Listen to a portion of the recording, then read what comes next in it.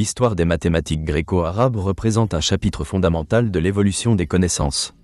Elle illustre la rencontre entre deux grandes civilisations, la Grèce antique et le monde islamique. Du 8e au 16e siècle, cette période a connu une effervescence intellectuelle remarquable. Les Grecs, avec Pythagore et Euclide, avaient élaboré des concepts mathématiques avancés. Cependant, leur déclin a laissé un vide que les Arabes ont comblé.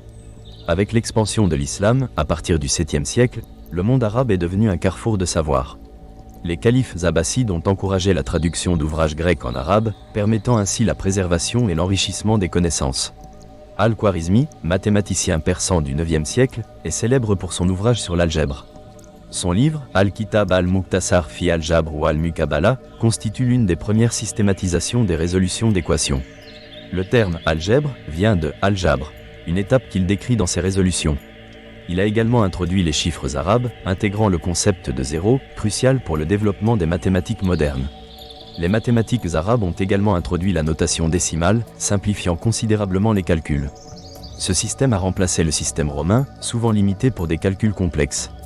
Les Arabes ont perfectionné le compteur abac, facilitant l'apprentissage des opérations de base. Au-delà de l'algèbre, la géométrie a connu une avancée significative. Des mathématiciens comme Al-Battani ont amélioré les mesures angulaires et les calculs astronomiques. Al-Battani a établi des tables d'astronomie précises, influençant plus tard les astronomes européens.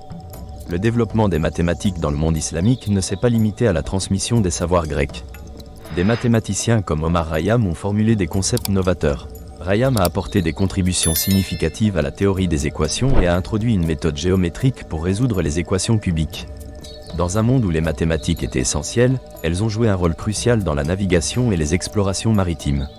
Les mathématiques musulmanes ont établi des règles trigonométriques influençant les techniques de navigation. Al-Idrissi, par exemple, a produit une carte du monde au XIIe siècle. L'héritage gréco-arabe a également eu un impact sur les mathématiques en Europe. Les traductions des textes arabes en latin au Moyen-Âge ont été essentielles à cette transmission de savoir. Les œuvres d'Al-Khwarizmi et d'Euclide sont devenues des fondations de l'éducation mathématique en Europe. Les écoles et les universités du nord de l'Italie et de la France ont intégré ces connaissances, permettant aux savants européens de dépasser les limitations des mathématiques médiévales. L'introduction des chiffres arabes a transformé l'arithmétique. Des mathématiciens comme Fibonacci, à travers son ouvrage Liber Abbasi, ont redonné vie à l'algèbre.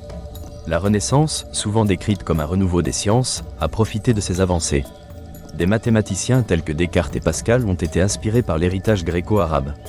Ils ont développé l'analytique et apporté des contributions à la probabilité. En conclusion, l'histoire des mathématiques gréco-arabes illustre l'interdépendance des civilisations et l'importance du savoir partagé.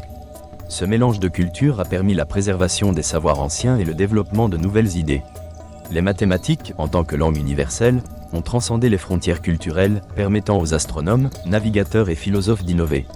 Cet héritage continue de vivre aujourd'hui, soulignant l'importance du dialogue interculturel dans le domaine scientifique. Les contributions des Grecs et des Arabes résonnent encore dans notre compréhension contemporaine des mathématiques.